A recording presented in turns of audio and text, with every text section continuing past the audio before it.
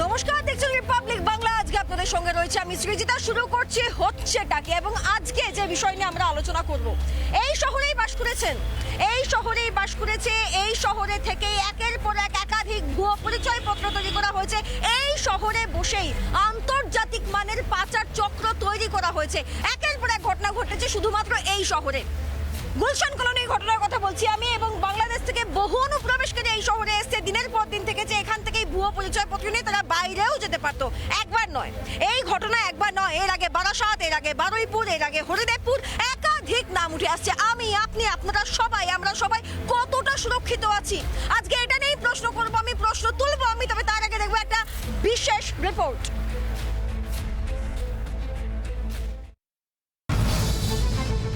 মানব পাচারে অভিযুক্ত most wanted Mafizur রহমানকে জেরায় চাঞ্চল্যকর তথ্য। প্রায় 2 লক্ষ করে টাকা নিয়ে 20 জনকে অনুপ্রবেশ করায়।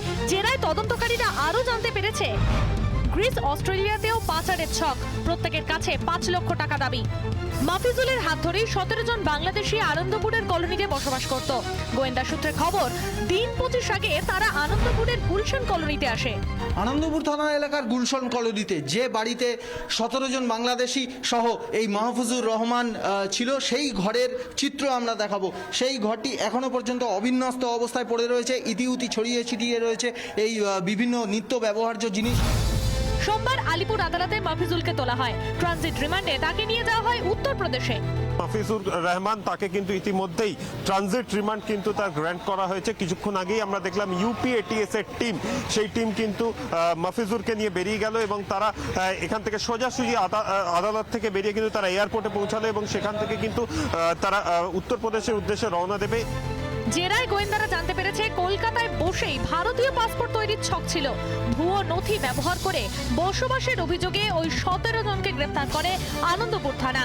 ধৃতদের জেরা করে আরো কেউ জড়িত কিনা তা খতিয়ে দেখছে গোয়েন্দারা। রিপাবলিক বাংলা। যে রিপোর্ট আমরা দেখলাম, সেই রিপোর্ট নিঃসন্দেহে চিন্তা বাড়ায় আমার, আপনার, আমাদের সবার সুরক্ষা নিয়ে। আর আজকে এটা নিয়ে প্রশ্ন তুলবো। তার আগে আজকে আমাদের সঙ্গে রয়েছেন, প্রত্যেকের সঙ্গে আপনাদের পরিচয় করে দিই। আমার সঙ্গে রয়েছেন রনি ঘোষ, আমার সঙ্গে রয়েছেন অভিষেক মান্না, আমার সঙ্গে রয়েছেন সুদীপ্তা রয়, এবং আমার সঙ্গে রয়েছেন দেবরাজ কামাত। প্রত্যেকে হচ্ছেটাকে অনুষ্ঠানে স্বাগত। এবং যে বিষয়টা নিয়ে আমি প্রশ্ন করবো, আমি প্রথমেই রনির কাছে যাই। রনি, আমাকে একটা কথা বলো। রনি, তুমি নিজেকে এই রাজ্যে কতটা সুরক্ষিত মনে করো? এই রাজ্যে বলতে গেলে আমি নিজেকে এই রাজ্যে অত্যন্ত সুরক্ষিত মনে করি, কারণ মমতা বন্দ্যোপাধ্যায় আমাদের রাজ্যের মুখ্যমন্ত্রী। মমতা বন্দ্যোপাধ্যায় যখন থেকে শাসনকাল শুরু হয়েছে, সেই সময় থেকে বাংলার প্রত্যেকটা ঘরে ঘরের মানুষ, প্রত্যেকটা মা বোন আজ সুরক্ষিত। তুমি জানো কলকাতায় বসে একাধিক ভুয়ো পরিচয়পত্র তৈরি হচ্ছে? দেখো, কলকাতায় যে বাইরের থেকে লোকরা আসছে, সেখানে আন্তর্জাতিক ক্ষেত্রের ব্যাপার, বর্ডার সমস্যা হচ্ছে আন্তর্জাতিক ব্যাপার। তো সেখানে বিজেপি কি করছে? বিএসএফ কি করছে? বিএসএফ কি খালি বিজেপির হয়ে গুন্ডামি করার জন্য রয়েছে? বিএসএফ এর কাজ খালি রাজনৈতিকভাবে কোন দলকে সুবিধা করে দেওয়া যায়, বিজেপিকে কত সুবিধা করে দেওয়া যায়? কাউকে যদি দায়িত্ব দেওয়া হয়, তাকে দায়িত্ব পূরণ করার সুযোগ দেওয়া উচিত। ঠিক এই কারণে এগুলো মাথায় রেখে কিন্তু 15 কিলোমিটার থেকে বাড়িয়ে বিএসএফ এর যেই রেঞ্জ আছে সেটা 50 কিলোমিটার করা হয়েছে। আভ্যন্তরীণ, সেটা তো ভেতর থেকে 50 কিলোমিটার বাড়ছে, সেটা অন্য বিষয়। কিন্তু যারা আন্তর্জাতিক জায়গা থেকে ঢুকছে, যখন অনুপ্রবেশ ঘটছে, সেটা তো বর্ডার এরিয়ায় ঘটনা। বর্ডারের ওপরে দাঁড়িয়ে তো আর বিএসএফ পাহারা দিতে পারে না, তাকে মুভমেন্টের জায়গা দিতে হবে। আর এটা মাথায় রাখবেন, 7 বছর বিজেপি ক্ষমতায় এসেছে, তার আগেও কিন্তু রুটগুলো ছিল, এবং রুটগুলো পুরোপুরি যে বন্ধ হয়েছে তা নয়। এই রুটটা বন্ধ করার জন্য যা যা করণীয় সেটা করতে দেওয়া উচিত বিএসএফকে, এবং সমস্ত রাজ্য সরকারকে বলবো যে সাহায্য করুন। যদি আন্তর্জাতিক ব্যাপার যদি মমতা বন্দ্যোপাধ্যায়কে দেখতে হয়, তাহলে মমতা বন্দ্যোপাধ্যায়কে প্রধানমন্ত্রী করে দেওয়া হোক। উনি এমন একটা রাজ্যের মুখ্যমন্ত্রী, যেই রাজ্য কিন্তু অনেক কিলোমিটার বর্ডার শেয়ার করে বাংলাদেশের সঙ্গে। তাহলে মুখ্যমন্ত্রী মমতা বন্দ্যোপাধ্যায় কি দায় নেই? ফাইনালি কিন্তু বিএসএফ এর উপরে কেন্দ্র। আচ্ছা, আমি একবার সুদীপ্তার কাছে সুদীপ্তা, আমাকে একটা কথা বলো। তোমার কি মনে হয় এই রাজ্যে, তুমি একজন নিজে মহিলা, তোমার কি মনে হয় এই রাজ্যে তুমি কতটা, এই রাজ্যের নাগরিক হিসেবে বা এই দেশের নাগরিক হিসেবে কতটা সুরক্ষিত? অবশ্যই এই রাজ্যের নারীরা সুরক্ষিত বলেই আজকে কন্যাশ্রী প্রকল্প সবাই ব্যবহার করছে। আজকে রূপশ্রী প্রকল্প কি সম্পর্ক কন্যাশ্রী? সুরক্ষা, নারী সুরক্ষা। কথা বলবেন না, টপিকে কথা বলুন। এনটিআরসি রিপোর্ট অনুযায়ী, রিপোর্ট অনুযায়ী কলকাতাকে সবাই মিলে কথা বলে কারোটা শুনতে পাবো না।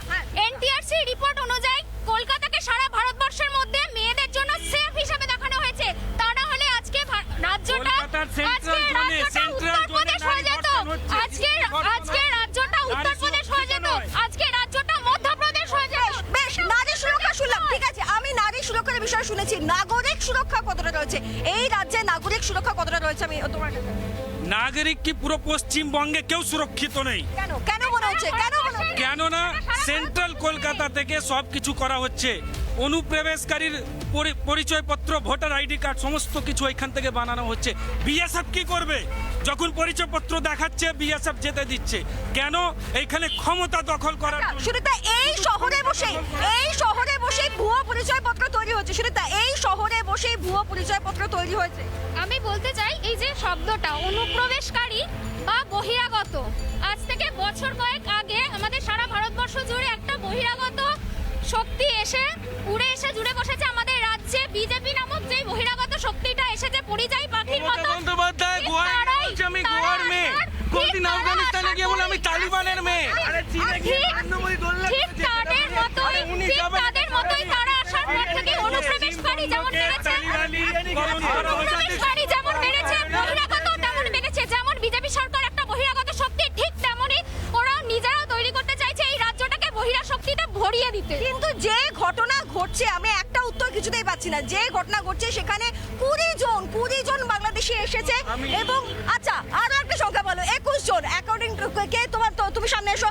21 জন বলা হচ্ছে, 21 জন বাংলাদেশি এখানে রয়েছে, ভুয়ো পরিচয়পত্র নিয়ে রয়েছে, প্রত্যেকের ভুয়ো পরিচয়পত্র রয়েছে। আচ্ছা, আমার একটা সহজ উত্তর দাও টনি।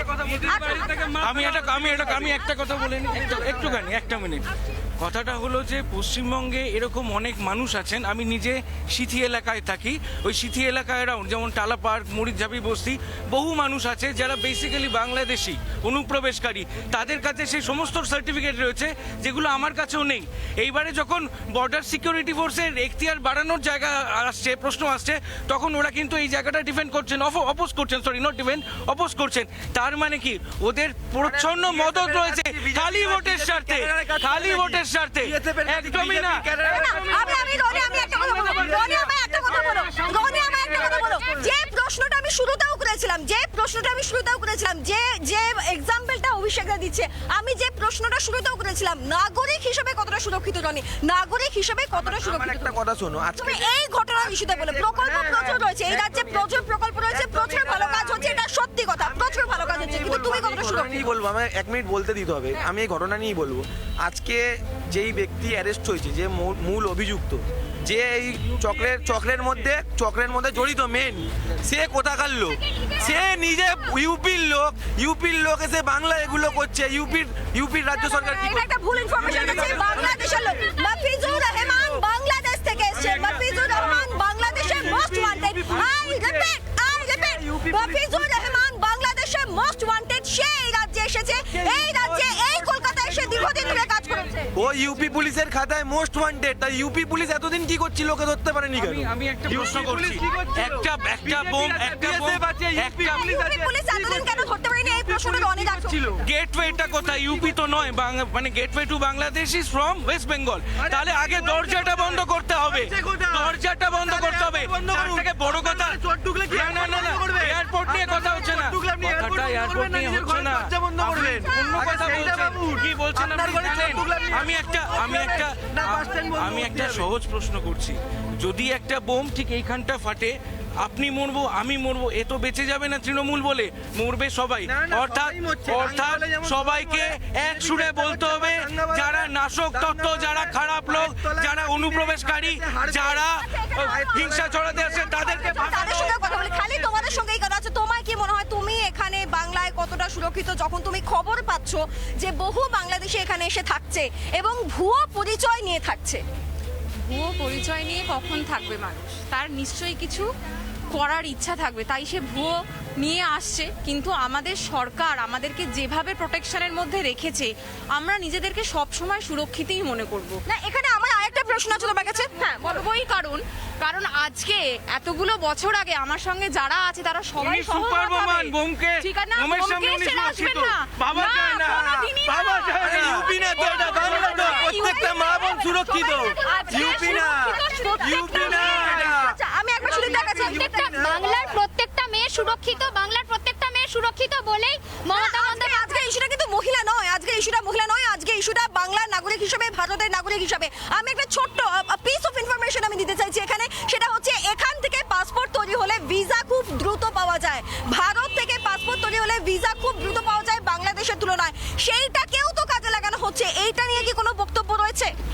এইটা নিয়েই বক্তব্য রয়েছে। এই পশ্চিমবঙ্গে এই কলকাতাতে মুখ্যমন্ত্রীকে এইটার উপরে কাজ করতে হবে, যেটা কাজ করছে না। কি কাজ করতে হবে, মানে রাজ্যের অভ্যন্তরীণ জায়গা থেকে মুখ্যমন্ত্রী কি কাজ করবে?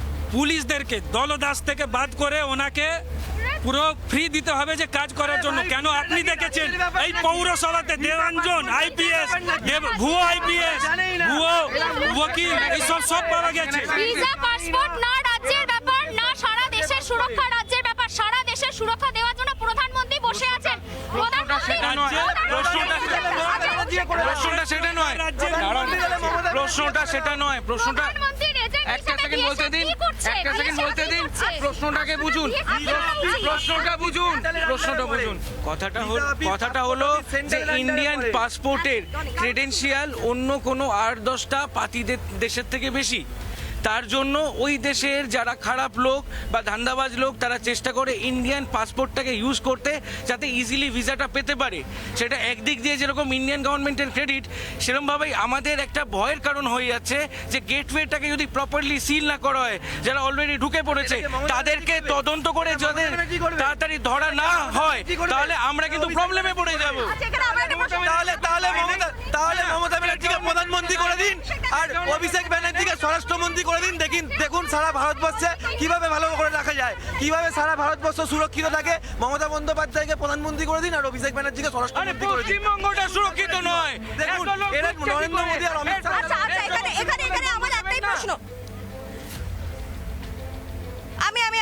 আমি এখানে আরো একটা যেটা প্রশ্ন উঠে আসছে যে এই রাজ্যে বসে যখন হচ্ছে তখন দায়টা কার? এই রাজ্যে বসে যখন হচ্ছে তখন দায়িত্বটা কাকে নিয়ে দেখতে হবে? এই প্রশ্নটাও কোথাও না কোথাও গিয়ে আসছে।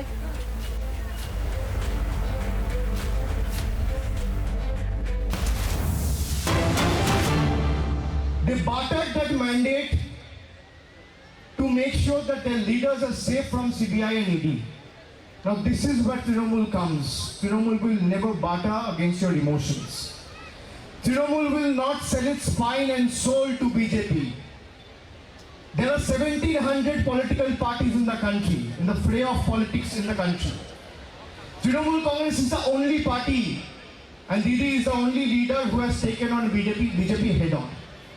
They are using ED, they are using income tax, they are using CBI and every investigating agency they have at their disposal to intimidate the political parties and the opposition. But we are the only party who will not be cowed down by this intimidation tactics. Let me tell you, Trinamool Congress is here to fight it out against the BJP, and we will fight till the last drop of our blood for you. It is ultimately the Goans who has to decide. Do you want a change, or do you want to be remote controlled and governed by some people who are sitting in Delhi and Gujarat? It is for your future you have to decide. You have to take a call. It is your battle. It is not Trinamool versus BJP, or it is not Trinamool versus Congress or Aam Aadmi Party. It is 3 alphabet versus 3 alphabet. It is BJP versus GOA. It is BJP versus the people of Goa. You have to decide who do you want. Why do the Goans want to live at the mercy of the leaders who want to control you sitting in other states? They are spreading rumors against TMC. The TMC will run away. Trinamool will not run away. Trinamool will put its life at stake, but will not barter your emotions for their own political vested interest. This is the basic difference between Trinamool and the Congress. You give the mandate to Congress. Congress failed to form the government. This time, you have to make sure that you give the mandate to Trinamool, and Trinamool will oust them from Goa. I promise you, we will usher in and bring a new dawn for the people of Goa in the days to come. And we have shown the way. In Bengal, you have seen whatever Didi has said. What is the basic difference between Didi and other political leaders? Whatever Didi says and whatever Trinamool promises, we will keep our promise. We will not mince our words after the elections and the polls are over.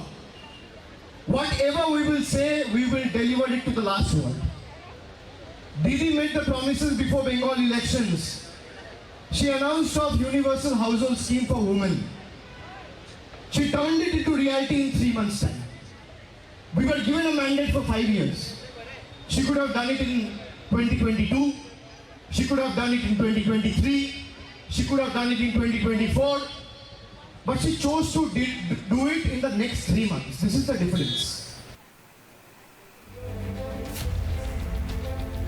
ফিরে এলাম আবার হচ্ছেটাকে মূল আলোচনা এবং যে বিষয়টা নিয়ে আজকে আমরা আলোচনা করছি যে এই রাজ্যে এই দেশে বিভিন্ন সময় অনুপ্রবেশকারীদের আগমন এবং এই রাজ্য থেকে একের পর এক ভুয়ো পরিচয়পত্র তৈরি হচ্ছে, একাধিক ভুয়ো পরিচয়পত্র তৈরি হচ্ছে, হাজার হাজার ভুয়ো পরিচয়পত্র তৈরি হচ্ছে, সেগুলোকে ব্যবহার করে আন্তর্জাতিক মানে পাচার চক্র চলারও অভিযোগ আসছে। তাহলে আমার আপনার আমাদের সবার নিরাপত্তাটা কোথায়?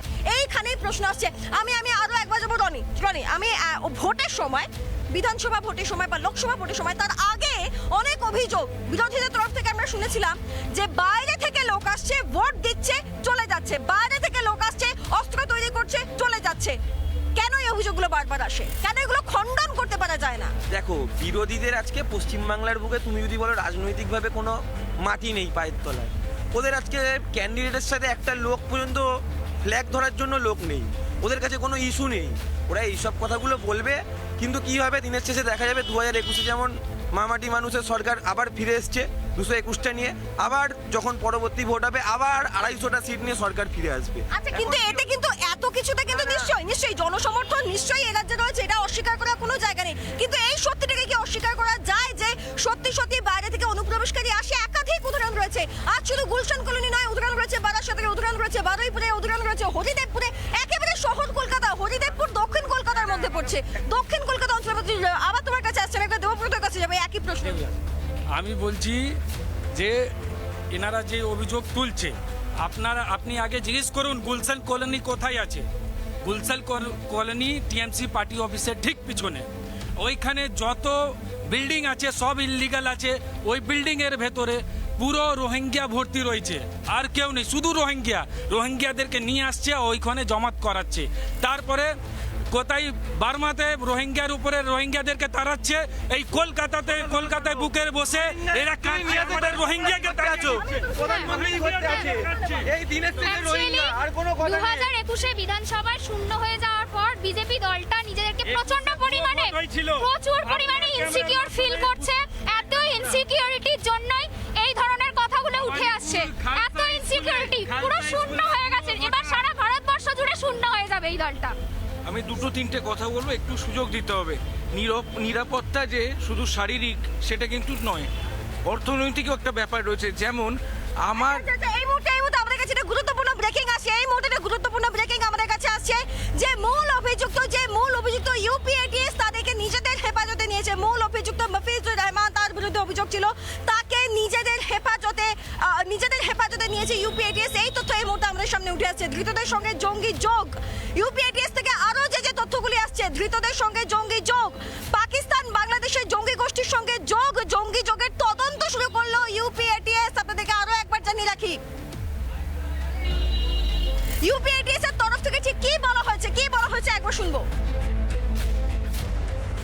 उत्तर प्रदेश एटीएस के द्वारा 12 अक्टूबर 2021 को एक अंतर्राष्ट्रीय गैंग का पर्दाफाश हुआ था। हमारी जो टीम कोलकाता में थी वो सारी जगह पे गई, वहाँ जाके जांच पड़ताल की और पूरी छानबीन करने के बाद इनके पास से इनके बांग्लादेश के अपने आईडी कार्ड प्राप्त हुए। और जब ये और गहराई से इसमें छानबीन की गई तो पता चला कि इनके द्वारा नाम बदलने के बाद इनके आधार कार्ड फर्जी तौर पे बनाए जाते हैं। इसी प्रकार इनके वोटर आईडी कार्ड और बैंक अकाउंट भी कुछ के लोगों के खुलवाए जाते हैं ताकि ये पूर्ण रूप से ऐसे लगें कि ये भारतीय हैं।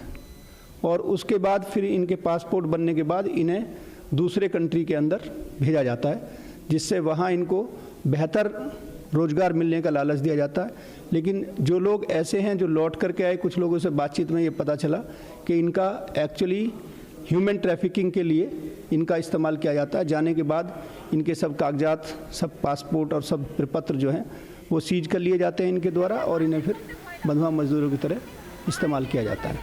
ইউপিএটিএস এর তরফ থেকে এই গুরুত্বপূর্ণ বক্তব্যগুলি শোনার পরে আবারও আমরা আলোচনায় ফিরবো। তবে এখন সময় একটা ছোট্ট বিজ্ঞাপনী বিরতির। ফিরছি বিরতির পর, দেখতে থাকুন রিপাবলিক বাংলা।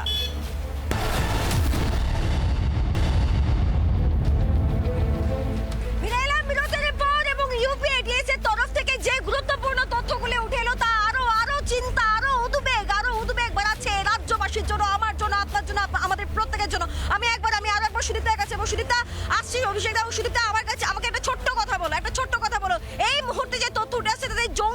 সুস্পষ্ট ইউপিএটিএস এটা বলছে, এরপরেও কি তুমি মনে হয় যে আমরা সকলে নিরাপদ? অবশ্যই আমরা নিরাপদ, কারণ আমরা আগে দেখেছি শুধু আজকে শুধুমাত্র 10 বছর তো আগে যদি আমরা যেতাম, 34 বছর ধরে যে বাংলায় যে দুঃশাসন চলেছে, তখন মেয়েরা এতটাই ইনসিকিউর ফিল করতো। এটা মহিলা ইস্যু নয় শ্রীতা, আজকে ইস্যুটা একদম আলাদা, আজকে ইস্যুটা একদম আলাদা। আমি রনির কাছে আসছি, আমি এই ছোট ভাই বোনদেরকে একটা কথা বলতে চাই যে একটা যে ফিজিক্যাল সুরক্ষা আছে তার ব্যাপার তো থাকে, সঙ্গে সঙ্গে আরেকটা ইকোনমিক সুরক্ষার ব্যাপারও থাকে। যেমন ধরো এই দেশটার যা সম্পদ সেটা আমার, তোমার, আমাদের পিতৃপুরুষদের ট্যাক্সের টাকায়, সেটা বাইরে থেকে লোক এসে ভোগ করে চলে যাবে।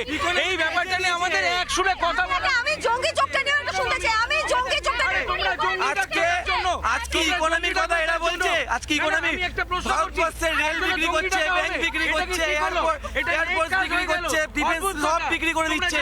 ভারত রত্ন যেগুলো ছিল নবরত্ন কোম্পানি, সেগুলোকে বিক্রি করে দিচ্ছে এরা। আবার আমি দেবব্রতের কাছে আসবো, সময় একদম নেই। একটাই প্রশ্ন, জঙ্গি যোগে তথ্য উঠে আসার পরেও কতটা সুরক্ষিত মনে করো? আমরা অসুরক্ষিত কেন? কলকাতা পুলিশের কাছ থেকে ইউপিএটিএস এর কাছে চলে গেছে, কেননা কলকাতা পুলিশ, পশ্চিমবঙ্গ পুলিশ দেখুন এইটাতে এক্সপার্ট। গরিব লোককে শোষণ করে, এই শোষণকারী তো সরকার চলবে না, এই শোষণকারী সরকারকে আমাদেরকে সরাতে হবে।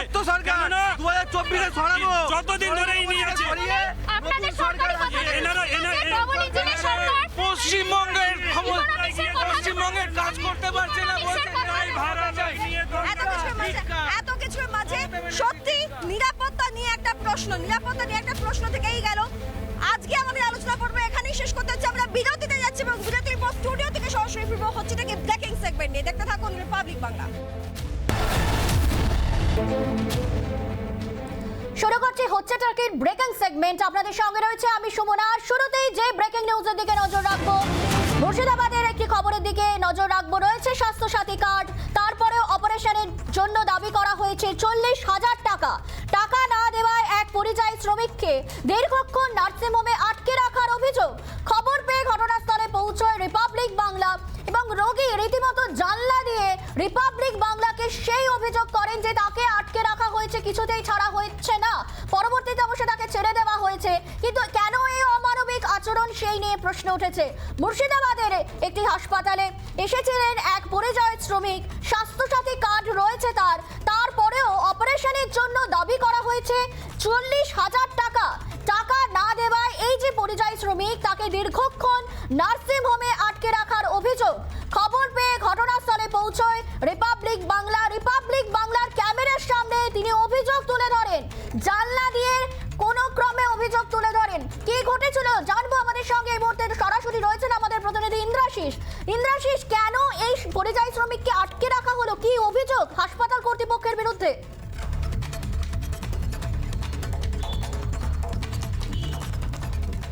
দেখো সুমনা, ঘটনা যেটা হয়েছে মুর্শিদাবাদের রানীনগরের ওই বাসিন্দা পরিযায়ী শ্রমিক, কেরালায় তিনি দীর্ঘদিন থেকে কাজ করছেন এবং তার দাঁতের একটু যন্ত্রণা হয়েছিল এবং তারপরেই তিনি মুর্শিদাবাদে আসেন এবং মুর্শিদাবাদ মেডিকেল কলেজের একজন চিকিৎসককে তিনি দেখান।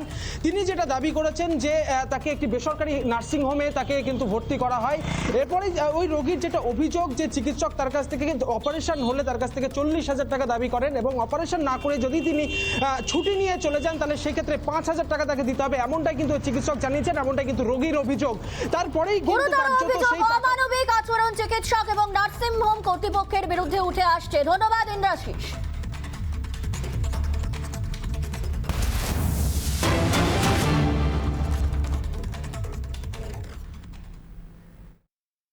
फेस्टिवल का पहले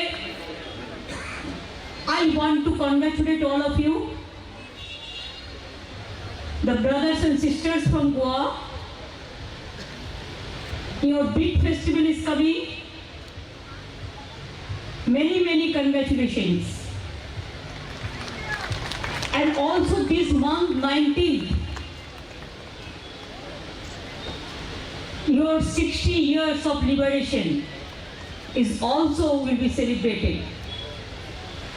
My respect and humble regards to all the freedom fighters and their families. And also I salute to my martyrs who fought for Goa. Thank you so much, thanks a lot. मैं ज़्यादा बोलने नहीं चाहूँगी कि हमारा पहले जो था पूरा बात कह दिया। मेरे को हिंदी समझ में आता है आपको? आप तो हिंदी समझते, फिल्म देखते हैं ना, हिंदी फिल्म बहुत देखते हैं, मुंबई का पास में गोवा है, चलेगा हिंदी? कोंकणी मैं समझता हूँ, लेकिन जो बोलता है सब पूरा हम समझते हैं, लेकिन हम बोलने नहीं पाते हैं, लेकिन हम सीख जाएंगे, कोशिश करते करते हो जाएंगे। जैसे मैं पहले बोलूं, खेत जतलो खेला होवे, खेत जतलो politically against BJP. Everybody wants that BJP must go, not only from Goa, from UP, from Punjab, from India, politically. Everybody has seen their performance. Zero tolerance and zero governance. Only CBI, ED, income tax, and forcefully evicted the people, and they are trying to finish this country, the democracy, the constitution, the heritage. It is not only in Goa, in every part of this country. They have changed the history in so many places. They are changing the history also. If they continue, my professors, my teachers, my social network, whoever is working, social sector, they know how they are destroying the history even. You know, 3 Nobel laureates.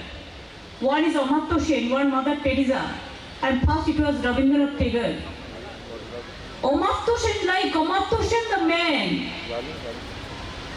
उनको भी हटा दिया नालंदा विश्वविद्यालय से, बिहार से। उनको land लेके case भी कर दिया।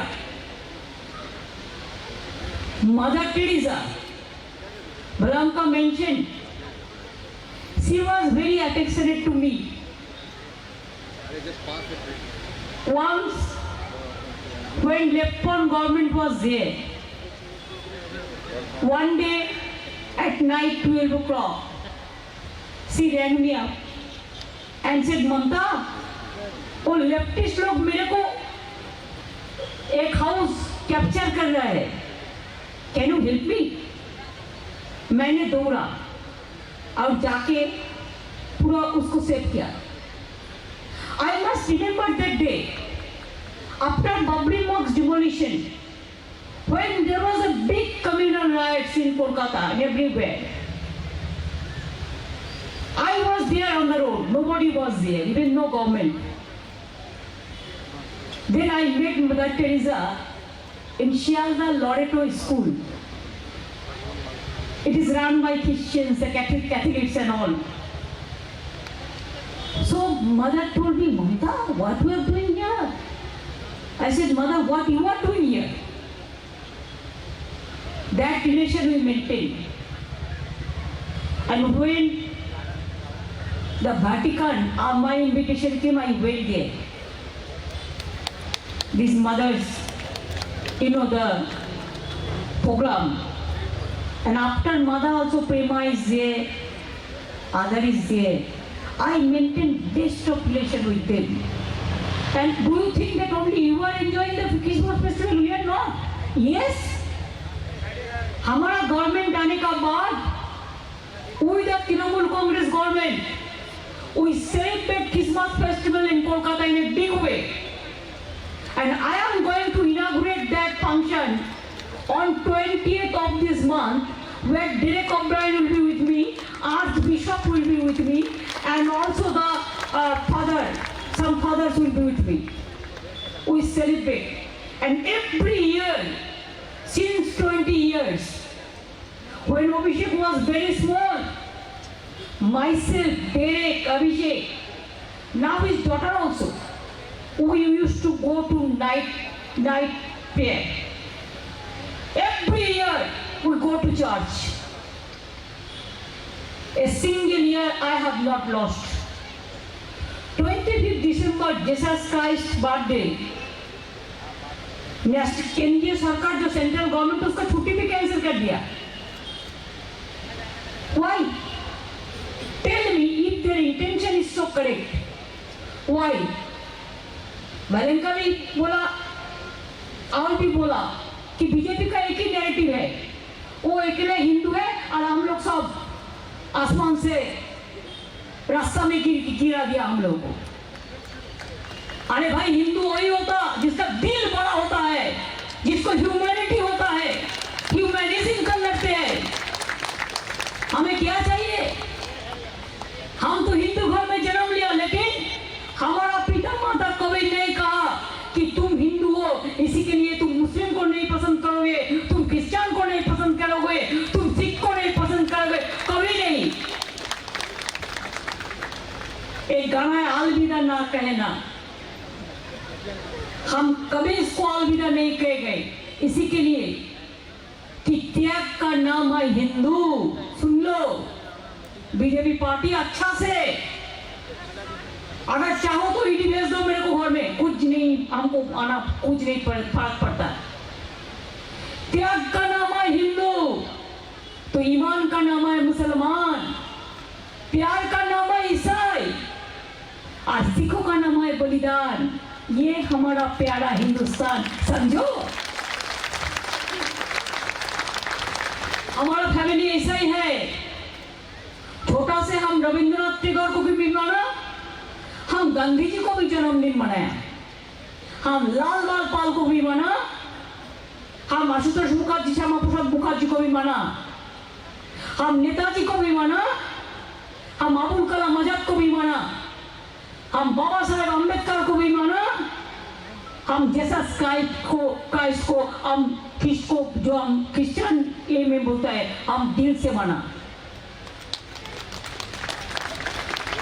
क्रिश्चियन लोग मेरे को दोस्त है, कैथलिक जो है आप इधर में बहुत सारे हैं।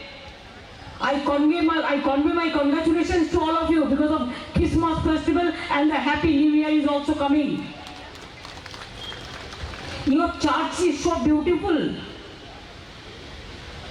सेंट जेवियर्स कॉलेज कलकत्ता में है, लेकिन सेंट जेवियर्स का जो सिंबॉलिक जो उसका बॉडी इधर में है। देखो कभी कभी क्लिक करके जाता है। आप खेलते हैं, बंगला भी खेलते हैं, आपका चर्चिल क्लब है, हमारा भी देखो गोवा में है पॉपुलर, हमारा उधर में मोहन बागान, ईस्ट बंगाल, मोहम्मडन, कितना प्लेयर है। हम बात याद में आएंगे। हमने गोवा इसी के लिए चूज किया। आज हिंदुस्तान में हम जो देख रहा है, कोई पॉलिटिकल पार्टी अपन का जमींदार समझ के खुद भी नहीं करते, किसी को करने भी नहीं देते।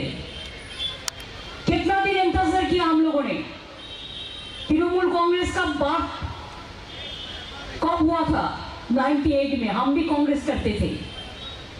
हम कांग्रेस छोड़ दिया इसी के लिए कि हमारा ऊपर बार बार सीपीएम अटैक करते थे। हमारा शरीर में ऐसा कोई जगह नहीं है जिसमें हमको नहीं पिटाया, नहीं मारा।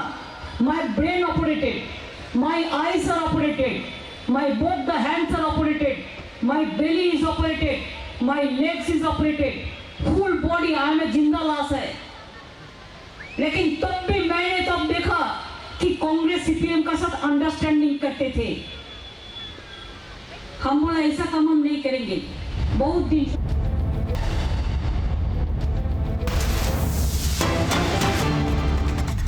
হচ্ছে টাকির ব্রেকিং সেগমেন্টে এই মুহূর্তে যে ব্রেকিং নিউজের দিকে নজর রাখবো। নিরাপত্তার অগ্রগতি খতিয়ে দেখছে কমিশন। আগামীকাল জরুরি ভিত্তিতে পর্যবেক্ষকদের সঙ্গে বৈঠকে বসতে চলেছেন ডিএম এবং কলকাতা পুলিশ কমিশনার।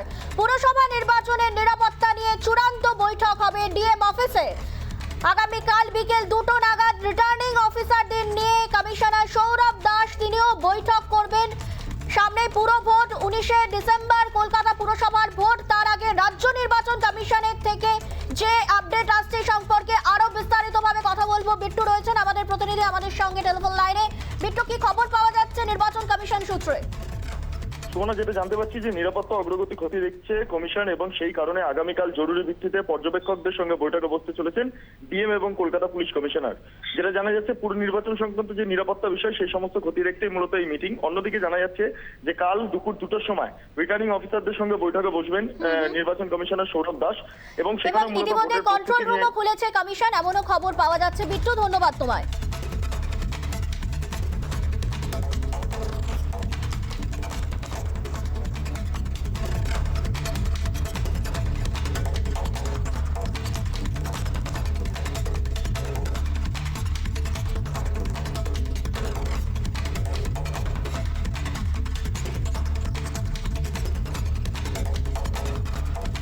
হচ্ছে তাকে ব্রেকিং সেগমেন্ট এখানেই শেষ করছি। এরপর দেখুন অনির্বাণের অগ্নিবাণ।